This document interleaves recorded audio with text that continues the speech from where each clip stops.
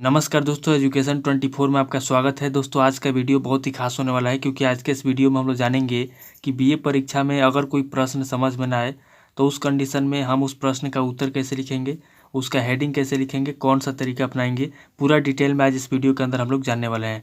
तो आइए देर न करते हुए वीडियो को शुरू करते हैं और समझते हैं। दोस्तों मान लीजिए आप एग्ज़ाम के अंदर बैठे हुए हैं, आपको क्वेश्चन पेपर मिल गया है और आपके क्वेश्चन पेपर में क्वेश्चन आ गया कि माल्थस के जनसंख्या सिद्धांत की विवेचना कीजिए। ये क्वेश्चन आ गया। अब दोस्तों अगर आपको माल्थस के जनसंख्या सिद्धांत के बारे में पता है तो आप इस प्रश्न का उत्तर लिख पाएंगे। अगर आपको माल्थस के जनसंख्या सिद्धांत के बारे में नहीं पता है तो आप इस प्रश्न का उत्तर नहीं लिख पाएंगे। तो इस कंडीशन में आप इस प्रश्न का उत्तर कैसे लिखेंगे, इसका हेडिंग कैसे लिखेंगे, ध्यान से समझिए। आपको क्या करना है कि परीक्षा के अंदर जब भी ऐसा कंडीशन आता है जिसमें आपको प्रश्न का उत्तर याद नहीं होता है और ना ही आपको प्रश्न समझ में आता है, तो इस कंडीशन में दोस्तों आपको दो तरीका अपनाना है। पहला तरीका क्या है, ध्यान से समझिए। पहला तरीका है कि प्रश्नों का खंडन करना है और जिस शब्द के बारे में पता हो उसे विस्तारित करना है। उसके बाद दूसरा तरीका है कि जिस शब्द के बारे में पता हो उसका हेडिंग बना बना कर लिखना है। जैसे हम लोग यहाँ पे समझते हैं। सबसे पहले हम लोग क्या करेंगे, पहले तरीके के अनुसार हम लोग प्रश्नों का खंडन करेंगे और जिस शब्द के बारे में पता होगा उसे विस्तारित करेंगे। जैसे यहाँ पे पहला शब्द है माल्थस। अब दोस्तों हम लोग समझेंगे कि माल्थस के बारे में हमें कितना पता है। अगर हमें माल्थस के बारे में पता है तो ठीक है, नहीं पता है तो आगे बढ़ेंगे। यहाँ पे दोस्तों दूसरा शब्द है जनसंख्या। अब दोस्तों आपको ध्यान से समझना है कि जनसंख्या के बारे में आप क्या जानते हैं। जनसंख्या के बारे में अगर आपको पता है तो लिखेंगे, नहीं पता है तो आगे बढ़ेंगे। यहाँ पे दोस्तों तीसरा शब्द है सिद्धांत। अगर आपको सिद्धांत के बारे में पता है तो लिखिए, नहीं पता है तो आगे बढ़िए। चौथा शब्द है दोस्तों विवेचना। तो इस तरीके से आपको क्या करना है, पहले तरीके के अनुसार शब्दों का यानी कि प्रश्नों का खंडन करना है और एक एक शब्द के बारे में अगर आपको पता है तो उस शब्द को क्या करना है, विस्तारित करना है। और विस्तारित करने से क्या मतलब है, विस्तारित करने से मेरा मतलब है कि उसी प्रश्न का हेडिंग बनाना है, उसी प्रश्न का परिभाषा लिखना है, उसी प्रश्न का उत्तर लिखना है। जैसे यहाँ पे अगर आपको माल्थस के बारे में नहीं पता है, माल्थस के जनसंख्या सिद्धांत के बारे में नहीं पता है तो कोई बात नहीं, आपको जिस शब्द के बारे में पता है उसके ऊपर फोकस करिए। जैसे यहाँ पे जनसंख्या है, अगर आपको जनसंख्या के बारे में पता है तो जनसंख्या के ऊपर फोकस करिए और इसी को विस्तारित करिए और इसी को लेकर के हेडिंग बनाइए। तो अब हम लोग क्या करेंगे कि जनसंख्या को विस्तारित करेंगे और इसी को लेकर के हेडिंग बनाएंगे। तो हम लोग क्या करेंगे दोस्तों, पहला हेडिंग हमारा क्या होगा, तो किसी भी प्रश्न का जो पहला हेडिंग होता है, ध्यान से समझिए, किसी भी प्रश्न का जो पहला हेडिंग होता है या तो परिभाषा होता है, या तो परिचय होता है, या तो भूमिका होता है, या फिर प्रस्तावना होता है। तो यहाँ पे दोस्तों हम लोग क्या करेंगे, जनसंख्या का जो हेडिंग होगा, पहला हेडिंग दोस्तों यहाँ पे हम लोग लिखेंगे इसका परिभाषा। तो यहाँ पे दोस्तों हमारा पहला हेडिंग हो जाएगा परिभाषा। अब परिभाषा के अंदर क्या लिखेंगे दोस्तों, तो परिभाषा के अंदर हम लोग लिखेंगे कि जनसंख्या क्या होता है, जनसंख्या का मतलब क्या होता है। जैसे जन का मतलब होता है लोग, संख्या का मतलब होता है संख्या, यानी कि लोगों की संख्या को ही हम क्या कहते हैं, परिभाषा बोलेंगे। तो परिभाषा के अंदर हम जनसंख्या के बारे में लिखेंगे।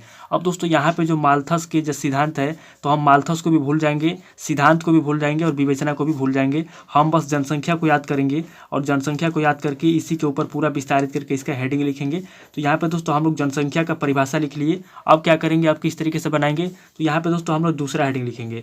और दूसरा हेडिंग क्या लिखेंगे, तो दूसरा हेडिंग लिखेंगे दोस्तों हम लोग जनसंख्या का अर्थ, यानी कि जनसंख्या का क्या अर्थ होता है इसके बारे में हम लोग लिखेंगे। तो यहाँ पे दोस्तों हमारा दूसरा हेडिंग हो जाएगा जनसंख्या का अर्थ। अब दोस्तों जनसंख्या के अर्थ में हम लोग क्या लिखेंगे, तो जनसंख्या के अर्थ में हम लोग लिखेंगे कि जनसंख्या का मतलब क्या होता है, जनसंख्या का अर्थ क्या होता है। आपको बना बना के लिखना पड़ेगा। अब दोस्तों यहाँ पे हम लोग तीसरा हेडिंग लगेंगे और तीसरे हेडिंग के अंदर क्या लिखेंगे, तो तीसरा हेडिंग हमारा हो जाएगा जनसंख्या का महत्व, क्योंकि हम लोगों ने जनसंख्या का परिभाषा लिख लिया, जनसंख्या का अर्थ लिख लिया। अब दोस्तों यहाँ पे हम लोग लिखेंगे जनसंख्या का महत्व, यानी कि जनसंख्या का क्या महत्व है उसके बारे में हम लोग तीसरे हेडिंग के अंदर लिखेंगे बना बना के। अब दोस्तों हमारा तीसरा हेडिंग भी हो गया। अब क्या करेंगे, हम लोग चौथा हेडिंग लिखेंगे और चौथे हेडिंग के अंदर लिखेंगे जनसंख्या के लाभ, यानी कि जनसंख्या के क्या लाभ है उसके बारे में हम लोग चौथे हेडिंग के अंदर लिखेंगे। क्योंकि दोस्तों देखिए, अगर आपको पता नहीं है तो कम से कम आपको हेडिंग अच्छे तरीके से बना के लिखना पड़ेगा ताकि एग्जामिनर को लगे कि आप पढ़े लिखे हैं। तो यहाँ पे चौथा हेडिंग हो जाएगा जनसंख्या के लाभ, यानी कि जनसंख्या के क्या लाभ है उसके बारे में आप लिखेंगे। अब दोस्तों यहाँ पे चौथा हेडिंग हो गया। अब यहाँ पे पांचवा हेडिंग लगेंगे और पांचवें हेडिंग के अंदर लिखेंगे जनसंख्या की हानि, यानी कि जनसंख्या के अगर लाभ है तो जनसंख्या की हानि भी होगी। तो यहाँ पे दोस्तों लिखेंगे जनसंख्या की हानि, यानी कि जनसंख्या की क्या हानि है। अब दोस्तों जनसंख्या की हानि हो गया पांचवा हेडिंग। अब इसके अंदर क्या करेंगे, इसके अंदर दोस्तों हम लोग लिखेंगे कि जनसंख्या से क्या क्या हानि हो रही है। तो फिर दोस्तों यहाँ पे हम लोग छठा हेडिंग लिखेंगे और छठे हेडिंग के अंदर लिखेंगे जनसंख्या से उत्पन्न होने वाली समस्याएं, क्योंकि अगर ज़्यादा जनसंख्या रहेगी तो उससे समस्या उत्पन्न होगी। तो यहाँ पे दोस्तों हो जाएगा हमारा छठा हेडिंग जनसंख्या से उत्पन्न होने वाली समस्याएं। ये दोस्तों हो जाएगा हमारा छठा हेडिंग, होने वाली समस्याएं। इस तरीके से दोस्तों हम बना के लिखेंगे। तो ये दोस्तों हो गया हमारा छठा हेडिंग, जनसंख्या से उत्पन्न होने वाली समस्याएं। अब दोस्तों जनसंख्या से कौन कौन सी समस्याएं उत्पन्न होती है उसके बारे में हम लोग यहाँ पे लिखेंगे। तो यहाँ पे दोस्तों हम लोग पहला पॉइंट देंगे और पहले पॉइंट के अंदर लिखेंगे रहने की समस्या, यानी कि अगर जनसंख्या ज़्यादा बढ़ जाएगी तो उसकी क्या समस्या होगी, रहने की समस्या हो जाएगी। रहने के लिए जगह नहीं मिलेगा, रहने के लिए ज़मीन नहीं मिलेगा। तो यहाँ पे दोस्तों हो जाएगा रहने की समस्या। अब यहाँ पे बना के चाहे तो दूसरा समस्या लिख सकते हैं, खाने पीने की समस्या, क्योंकि अगर जनसंख्या बढ़ जाएगी तो खाने पीने के लिए भी सामान नहीं मिलेगा। तो यहाँ पे हो जाएगा खाने पीने की समस्या। ये हो जाएगा दोस्तों हमारा दूसरा पॉइंट। अब दोस्तों यहाँ पे हम लोग तीसरा पॉइंट लिखेंगे, ध्यान से समझिए। हम लोग यहाँ पे तीसरा पॉइंट लिखेंगे, दूसरा हमारा हो गया खाने पीने की समस्या। उसके बाद तीसरा पॉइंट देके लिखेंगे बेरोजगारी की समस्या, क्योंकि अगर जनसंख्या बढ़ेगी तो उससे बेरोजगारी भी बहुत ज़्यादा बढ़ जाएगी। तो यहाँ पे बना के लिखेंगे बेरोजगारी की समस्या। ये हो जाएगा आपका बेरोजगारी की समस्या। ये हो जाएगा आपका तीसरा पॉइंट। तो हमारा जो छठा हेडिंग है जनसंख्या से उत्पन्न होने वाली समस्या है, इसके अंदर दोस्तों हम लोगों ने 3 पॉइंट बना करके लिख लिया।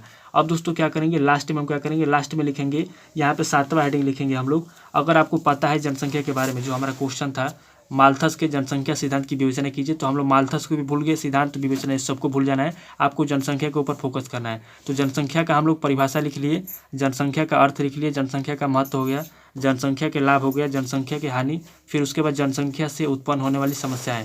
और समस्याओं के अंदर हम लोगों ने लिख लिया रहने की समस्या, खाने पीने की समस्या, बेरोजगारी की समस्या। अब दोस्तों यहाँ पे 7वां हेडिंग क्या लिखेंगे, तो 7वां हेडिंग हमारा हो जाएगा जनसंख्या से उत्पन्न होने वाली समस्याओं का समाधान। यानी कि अगर जनसंख्या से उत्पन्न हो रही है समस्या तो उत्पन्न होने वाली समस्याओं का समाधान क्या है। तो यहाँ पे दोस्तों हम लिखेंगे समाधान।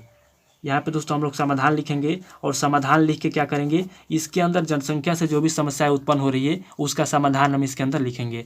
तो इस तरीके से दोस्तों हम लोगों ने 7 हेडिंग बना लिया।